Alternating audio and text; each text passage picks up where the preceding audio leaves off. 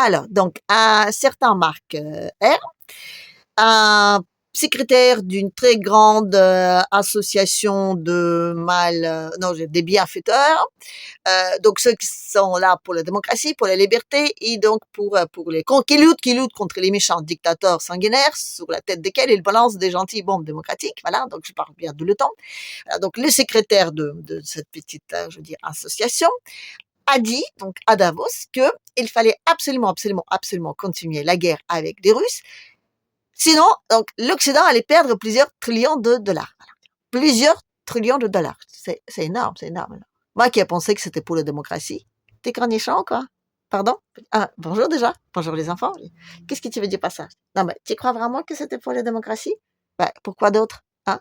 On nous explique depuis des années et des années que, nos valeurs, tout ça, blablabla. Alors oui, oui, c'est évident. Les Russes, ils vont prendre l'Ukraine, comme ça, et après, ben, ils vont envahir toute l'Europe, et ils vont donc, et ils vont manger nos petits-enfants. Ouais, c'est connu, ils mangent des petits-enfants. Ouais. C'est comme ça, parce que l'image même des sanguinaires dictateurs comme ça nous réveille la nuit, on se fait, on dit, ouh, catastrophe. Voilà. Et là, on apprend que c'est juste pour quelques malheureux trillions de dollars. C'est pas malheureux, les trillions de dollars. Non, je dis c'est pas malheureux. C'est énorme, c'est énorme, c'est énorme. Je sais pas comment ils sont arrivés à cette somme-là. Non, je sais pas. Parce que normalement, déjà, je veux dire, je crois que déjà, donc, cette guerre-là, elle nous a coûté officiellement 150 milliards. Voilà. On sait pas combien elle était partie dans les poches. Non, on sait pas. Parce que quand on voit les résultats, on dit, à mon avis, il y a au moins 90% qui étaient contournés. Ah, ça, c'est sûr. Voilà. Mais quand même, même, supposons, 150 milliards, et plusieurs trillions, c'est énorme la différence, oui. Alors je me suis dit, on va faire un petit calcul, d'accord? Oui, on va faire un calcul. D'où il les sort ces trillions de dollars, Non, alors, d'où, Alors on va rebobiner un peu en arrière, voilà, et on va arriver en 2013, voilà, en 2013 quand l'Ukraine n'était pas encore libre, démocratique, civilisée et tous les tralala, voilà, c'est ça. À cette époque-là, donc le PIB de l'Ukraine était 190 milliards de dollars. Voilà. Et à l'époque, le dollar, ça valait quelque chose. Mais à l'époque, le dollar, c'était important. Donc, on va dire, compter le double. Mais enfin, c'est pas ça qui importe, s'il te plaît. Non, c'est pas ça. Ce que je veux dire, c'est qu'un an après, donc une fois qu'ils sont devenus démocratiques, tu parles de putsch? Non, mais, attends, on dit putsch là-bas, normalement, version officielle, donc ils sont devenus démocratiques. S'il te plaît, ne m'interromps pas, Oh.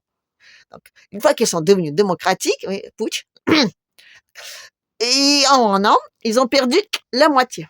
Leur PIB a descendu à 90 000 dollars. Tu te demandes, mais comment est-ce possible? Justement, comment est-ce possible? Ben, pour commencer, donc, quand on devient démocratique, donc, quand on est en Europe et quand on veut donc rejoindre l'Union européenne, normal, voilà, et il faut déjà qu'on se prive de tout qui appartenait à l'ancien système donc soviétique, voilà. Des méchants, des démocratiques, non, pardon, je veux dire, des sanguinaires dictateurs, c'est ça, voilà. Tu te trompes pas, Non, excusez. Oui, donc il faut se débarrasser de tout ça. Donc l'Ukraine a gentiment, donc chèque, voilà. Oui, bah tout ce qui est l'usine, blé, machin, tout ça. Oui, bah, et il s'est débarrassé de ça, donc on a déjà une moitié de moi. Et ça, voyez-vous, ça représente des dangers. Des marchés, tu veux dire. Oui, des marchés, je voulais dire. Des marchés qui se sont ouverts pour les autres. Oui. Par exemple, quand l'Ukraine ne vendait pas son blé ou son métal, c'est les autres qui les vendaient. Voilà. Oui. Donc, ça ouvre déjà les parts de marché. Donc, je dis les 100 milliards qu'elle a perdus, ils n'étaient pas perdus pour tout le monde. La première chose. Après, donc, une fois qu'on n'a plus d'industrie, donc, veut dire anciennement soviétique, voilà, les dictateurs sanguinaires, qu'est-ce qu'on fait? On construit ça des démocratiques, voilà. On construit ça des démocratiques avec le financement extérieur, voilà. Tu connais bien ça en Afrique, oui, je connais ça très bien. C'est exactement ce qu'il nous propose, notre Marcon démocratiquement élu. Voilà. C'est exactement ce qu'il dit. Il dit, on va réindustrialiser la France, mais il y aura juste un financement extérieur. Ça veut dire qu'il ne paye pas les impôts en France, voilà. Ça veut dire qu'il paye pas. Ils payaient les impôts chez toi, les Français? Non. Oui, donc, toutes les entreprises occidentales, donc, qui étaient donc, dans les pays de AES, par exemple, ils ne payaient pas les impôts. Non. C'est le même principe. Donc, on vous installe donc des usines sur votre territoire, on prend vos ressources, voilà. Les ressources, on va dire, aussi bien dans le sol que les ressources humaines, voilà. Mais le financement, enfin, je veux dire, les impôts et le pognon, ça va à l'extérieur, voilà. hop, reviens ici, s'il te plaît. Voilà, donc c'est comme ça que ça marche. Donc, voyez? Donc, très rapidement, donc il est devenu tellement démocratique qu'il y a plein de trucs extérieurs qui sont apparus. Et donc, oui, l'Ukraine, elle commençait à se produire très rapidement et les autres commençaient à s'enrichir très rapidement aussi. Mais si les Russes s'installent là-bas, qu'est-ce qu'ils vont faire? Vous pensez qu'ils vont faire ça comme ça? Non. Étant donné que ça va être, entre guillemets, leur territoire, ouh, les méchants avaient ça, hein, venus d'ailleurs, oui. Ben, ils vont rétablir toutes ces usines, voilà. Ils vont rétablir, ils vont donc redémarrer l'industrie et ça va prendre les marchés. Voilà, ça va prendre des marchés. Ça veut dire que le blé ukrainien va couler en flot, voilà. Et c'est les gens qui habitent là-bas qui vont en toucher. Voilà. Peu importe si ça s'appelle ukrainien ou russe. Ça, entre guillemets, je veux dire, c'est qu'on dit les financements et les gains seront à l'intérieur. Voilà. Et ce sera un grand manque à gagner pour les démocratiques. Voilà. Ça, c'est la première chose. La deuxième chose, d'accord, qui est très importante aussi. J'ai pris un petit papier. Ah oui, parce que il m'arrive de prendre des petits papiers. Voilà. Donc première chose, donc c'est comment dire, ben c'est le marché. Donc je dis oui, d'un côté on perd et on prend les parts de marché et ça fait beaucoup d'argent. Voilà, on détruit tout et donc non mais ils font ça comme ça partout. Hein. Ils font ça. Non mais c'est le principe. Hein. Le République baltes par exemple, ils s'y sont débarrassés de leur AES et ça fait je sais pas combien 20 ans qu'ils attendent que les autres ils leur construisent de nouveau. Mais non pas du tout. Hein, parce que ça coûte beaucoup moins. Ça rapporte plus de leur vendre les trucs de l'extérieur là-bas que d'acheter le contraire. Voilà, c'est toujours une question de marché. Voilà. Une question de marché, c'est important. Donc l'Ukraine, on ne peut pas la perdre là, parce que sinon je dis où est-ce qu'ils nous sous-perdent donc vêtements qu'on achète à Monoprix seront cousus. Où? Ah, je me demande. Hein? En France? Non, ça coûte trop cher, alors, hein. S'il vous plaît. La marge, n'oubliez pas la marge. Parce qu'ici, on n'a plus de marge, effectivement, déjà, on a 1 trillion qu'on perd dedans. Certainement, voilà. La deuxième chose, les terres, les usines et tout le reste. Parce que quand ça a commencé, cette petite affaire-là, on disait que les Russes sont nuls. Voilà. On va rappeler cette période, on a expliqué que, ouais, les Russes, ils étaient obligés de démonter des machines à laver pour faire les trucs, machin. Oui, on avait fait croire à tout le monde, que les Russes sont nuls. Voilà. Et pourquoi? Ben parce que figurez-vous, je veux dire, on a appelé tous les investisseurs du monde entier, voilà, et on a tout bazardé. Donc on a fait des jolies petites actions et on a tout balancé sur les marchés. Voilà. Déjà les terres, donc on avait 3 premiers investisseurs, je crois que c'était Dupont, Mansard et Candel, je sais plus quoi, un truc dans cette série-là. En tout cas, je veux dire, les terres, ils étaient donc les capitalisations, marché, bourse et tout ça. Voilà. Tout ça, donc ça a été vendu. Et ça a monté en flèche, voilà, les marchés. En flèche, parce que, attendez là, on achète des trucs pour 3 francs 6 sous, parfaitement, et voilà, on les vend, voilà. Ben ça, voyez-vous, je dis, si les Russes le prennent, oh, ça va être grave. Ah, ça va être grave. Ce sera une perte sèche pour tous ces grosses entreprises qui nous nourrissent, voilà, qui nous nourrissent. Voilà. Oh, merci, monsieur Dupont de nous donner des baguettes à la base de petits asticots, voilà. Bref, s'il te plaît, on ne parle pas de asticots, hein. Non, de bons petits baguettes, voilà, bien douillés et bien, comment dire, au même prix qu'avant, même plus cher, mais ils achètent moins cher. Et je dis, c'est toujours les mêmes qui gagnent du pognon, c'est toujours les mêmes. Voilà. Mais ça, vous voyez, si la Russie, ça va être perdu, voilà. Pas pour tout le monde, pour les gens qui habitent là-bas, ça va pas être perdu, c'est toujours la même chose, mais pour l'Europe, la grande Europe, celle de finance et celle des investisseurs, des grands investisseurs, ça va être perdu, voilà. Donc, qu'est-ce qu'on a d'autre? Ah, ben, le BlackRock. Ah, le BlackRock, oui. Lui ici, il a fait la même chose. Oui. Tout ça, ça a été capitalisé, c'était balancé sur la bourse et c'était vendu. Donc, il y a énormément d'investisseurs donc là-bas. Et ils ont déjà essayé, je crois, en vendre certaines parties. Non, mais parce que je veux dire, attendez là, ils ont quand même vendu en prévision, pas seulement donc les anciens territoires. Voilà. Ils ont vendu aussi les Crimées, les DNR, les NR, tout ça. Voilà, ils ont vendu tout ça. Ils ont vendu donc tous ceux qui ont, entre guillemets, qui étaient autonomes ou même ceux que la Russie disait l'appartenaient, même ça, donc, ils ont tout vendu en prévision parce qu'ils allaient gagner. Ah oui, ils allaient gagner tout le temps contre les Russes qui sont là en train de démonter leur machine à laver. Forcément, voilà. Et tout ça, ça va, c'est creuser les bénettes. BlackRock, bien fait. Oh. Non, ben il y a des pauvres gens qui travaillent là-bas, tout ça, et les investisseurs, elles prennent des risques. Il faut pas dire ça, s'il te plaît. Hein. Bien fait quand même. Bon, bref. Vous voyez, tout ça, ça va donc être une perte sèche. C'est d'ailleurs pour ça que les Anglais, voilà, ont signé l'accord avec Zelensky, voilà, donc avec le démocratique, civilisé, donc humaniste et tous les tralala, voilà. Ils ont signé les accords comme quoi, donc, tout ce qu'il y a donc dans ce territoire-là, donc c'est sur 100 ans, voilà, sur 100 ans. Donc ils ont pris sur 100 ans à prendre tout ce qu'il y a dedans, voilà. Même tous ceux qui donc sur la Crimée, voilà, ben la mer d'Azov aussi, pas tout ça. Mais c'est russe. Non, non, non, officiellement, c'est pas russe. Officiellement, donc je dis, selon l'ONU, selon les trucs machin, c'est toujours ukrainien. Parce que la Crimée n'a jamais été reconnue comme territoire russe. Jamais. Voilà. Donc, Zelensky, il est toujours président sur tout ce territoire-là. Vous voyez ce que je veux dire? Voilà. Donc, les gens qui sont investis dans ce territoire-là et qui s'y sont fait avoir, voilà, ils peuvent demander des comptes déjà, premièrement, mais surtout, ils peuvent essayer, comment dire, de récupérer, ne serait-ce que, je veux dire, un tout petit peu. Ici, donc, il y a un accord, donc, signé avec le président légitime, voilà. Ben, ils peuvent toujours négocier. D'où l'importance de son légitimité. Aujourd'hui, donc, quand Poutine dit il n'est pas légitime, c'est que tout ce qu'il a signé n'est pas légitime. Voilà. Et les autres disent si. Et c'est pour ça qu'ils veulent faire des votes, les élections. Voilà. Parce que s'il y a les élections, ça veut dire qu'il est légitime. Voilà.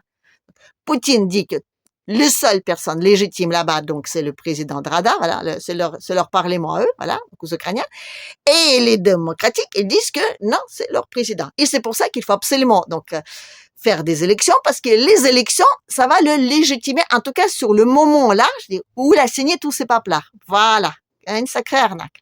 Donc, et voilà. Sauf qu'il y a un petit hic, oui, un gros hic, oui, un gros hic. C'est que si on va faire des élections, en prenant en considération que tout ce territoire-là, et c'est encore ukrainien, voilà, si on fait ça comme ça, on fait des élections là-dedans aussi sur ce territoire. Voilà. Et donc, les Russes, il faut qu'ils acceptent qu'on fasse des élections pour le président ukrainien sur le territoire que les Russes ont pris. Voilà. Et ça, ce sera... Non, ben non, ce ne sera pas possible. Ce ne sera pas possible. Donc, non. Voilà. Donc, il nous faut quand même une centaine de jours pour organiser les élections. Voilà. Et donc, non, ben, ceux qui vivent donc par de fait, si les gens votent pour un président, donc je veux dire là-bas en Ukraine, ils les reconnaissent comme leur président. Ça veut dire qu'ils se reconnaissent eux-mêmes comme étant partie de l'Ukraine. Voilà. Comme eux, aujourd'hui, en tout cas ceux, par exemple, en Crimée, eux, ils se considèrent déjà comme russes, et ils ne peuvent pas voter. Non, non. Donc, tout ce territoire, on ne peut pas organiser les votes là-bas, voyez. On ne peut pas. Donc, déjà, ça fait un gros hic. Mais il faut absolument les faire pour légitimer le paplard. Voilà. Pour légitimer le fait que les Ukrainiens ont gentiment cédé tout ce qui appartient, donc aujourd'hui même, je veux dire, tout ce qui appartient et à la Russie et à l'Ukraine, appartient aux Britanniques. Voilà. Et c'est ça un peu qui fait Luc. Sauf que le pognon qui est perdu là-bas, voilà, le pognon qui est perdu, donc, c'est pas le pognon de Trump, hein, c'est le pognon des autres, hein, des démocratiques, voilà. Tous ceux qui ont donc investi là-dedans sous les gains faciles, voilà, l'Europe, voilà, donc, pas toutes, mais l'Union européenne, voilà. Tous ceux, donc les Britanniques aussi, voilà, enfin, tous ceux qui ont investi, voilà, le BlackRock et compagnie, voilà. Donc, ils vont perdre beaucoup d'argent, voilà. Donc, ils essaient maintenant, on va dire, récupérer ce qu'ils peuvent. Il paraît qu'ils déjà, ils ont proposé donc aux Russes de dire qu'ils sont prêts à leur vendre les territoires occupés. Que dalle. Voilà. Ouais, c'est ça. Non, les Russes, ils ont dit que dalle. Donc, je dis non, non, non. Je dis non, on va donc des trucs justes. Les autres aussi, ils veulent des trucs justes. Ça veut dire que vous nous donnez du pognon sur tout ce qu'on a vendu aux autres et qu'on, voilà. Non, parce que je veux dire, non, mais je crois que vous imaginez pas les arnaques qui étaient faites sur ce pauvre pays. Non, vous imaginez pas tous les pognons qui étaient, je dis pas ça. Quand on dit plusieurs trillions, c'est pour vous imaginer un tout petit peu, je veux dire, l'ampleur de cette grosse arnaque. Et surtout de cette grosse arnaque concernant la démocratie. Tous ceux qui croient vraiment, vraiment, vraiment qu'on fait cette guerre-là pour nos valeurs, vous les foutez les doigts dans le... s'il te plaît. Non. Comment dire, vous mentez vous-même. Voilà, c'est comme ça qu'il faut le dire. Ah bon, voilà. Donc, c'est comme ça. Donc, non, non, non, je dis, tout ça, c'est dit des bobards. Voilà. On fait ça pour le pognon et qui n'est même pas le nôtre. Voilà. Et Trump, c'est pas son pognon. Voilà. Et vous savez que dans son entourage, il y a des mecs, voilà, qui en veulent personnellement au BlackRock. Voilà. Donc, vous voyez, je dis, tout ça, ça coule. Trump est content. Les Ukrainiens, non. Et les autres non plus. Donc, on négocie. Donc, l'État, je veux dire, qui n'existe pas. L'État, je veux dire, dans l'ombre, voilà. On veut dire, dans l'ombre, ça passe mieux, voilà. Donc, eux, ben, ils sont pas contents. Donc ça négocie, ça négocie, ça négocie. Et les Bernard Arnault, voilà, les Bernard Arnault. C'est les Bernard, ils s'appellent, Arnault. C'est le truc de LVMH, c'est ça? Oui, c'est ça. Il est allé là-bas, donc pour essayer de négocier, voilà. Et on lui a dit non. Comment tu sais? Ben, je le sais. Vous avez vu les dernières publications de Paris Match, hein? Vous l'avez vu? Sur les dernières publications de Paris Match, on avait donc Brie en plein page, la première page, là, comme ça, j'ai très. Il est où d'ailleurs, Brie? Je sais pas, il est parti. Oui, je sais pas. Attends, il est là. Je vais le chercher. Euh, ah, voilà. Donc, on a vu donc Brie en première page, voilà. C'est pas celle-là. Oui, enfin, ça le fait quand même un peu. C'est à peu près pareil, quoi. C'est aussi quelque sorte une chaussette, tu vois. Une chaussette des grands de ce monde, voilà, tu vois. Donc, on a vu Brie et on a vu en tout petit les élections de Trump. C'est beaucoup plus importante, la guerrière, avec un gay, je dis, non, c'est G-A-Y, c'est ça, là, c'est ça. Donc, c'est aux premières pages. Et puis, là, tout petit Trompinou Milan. Donc, on voit bien que, rien qu'en regardant cette première truc, Trompinou Milan a dit non. Voilà. Il a dit non pour deux choses. Il a dit, la première chose, nous, votre pognon, ça nous intéresse pas. On est un gagnant si vous les perdez. Voilà. Parce que si vous avez moins de pognon, ben, si vous ne récupérez pas tous les pognons sur le territoire ukrainien, vous allez être très mal. Voilà. Et ici, il a dit non, je ne dirai pas un candidat de c'est clair. Voilà. Le 30, on sera tout. Parce que la vraie question que moi je me pose, c'est pas qui y brille. Non. Je me demande où est la vraie Brie. Hein. C'est ça. Parce que je veux dire, si effectivement la Brie, c'est pas la Brie, il est où la vraie Brie? Voilà. Ça, c'est la bonne question. Mais bon, en tout cas, en attendant, ce que je veux dire, c'est que on va perdre beaucoup d'argent. Nous, non. L'Union européenne. Ici, l'Union européenne perd beaucoup d'argent dans cette affaire et il n'a plus de pognon pour, on va dire, de payer tout le monde.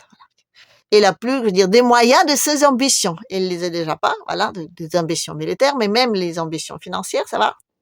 Voilà. Donc, d'une certaine façon, je veux dire, nazi ou pas, tu parles de Trump, voilà, je parle de Trump, je dis, pour nous, le pauvre peuple imbécile, qui croit vers la démocratie, voilà, c'est peut-être plutôt une bonne chose. Voilà. Mais il est vrai que pendant quelque temps, on va en baver. Voilà. Parce qu'ils vont pas laisser ça comme ça tout seul. Non. Non. Plusieurs trillions. Vous en laissez, vous, comme ça, hein? Vous en laissez servir comme ça, hein? Tout son pognon-là? Non. Et surtout que derrière ce pognon-là, c'est, je dis, la prison qui vous guette. Oh là là, voilà.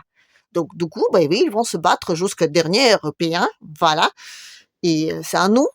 C'est à nous aussi, un tout petit peu aux Européens. Voilà. Donc, réfléchir. Si effectivement la démocratie a, je veux dire, telle qu'on nous le présente en tout cas, a un tel prix à payer. Voilà. Parce que les plusieurs trillions, même si nous donnerons tous nos épargnes, ça les couvrira pas. Non. Donc, comment dire, on est mal. Voilà. Allez, réfléchissez un tout petit peu à tout ce qu'on vient vous dire, toutes les deux. Voilà. Essayez de nous prendre un tout petit peu au sérieux. Voilà. Si c'est possible. Et moi, je vous dis à la prochaine. Ciao.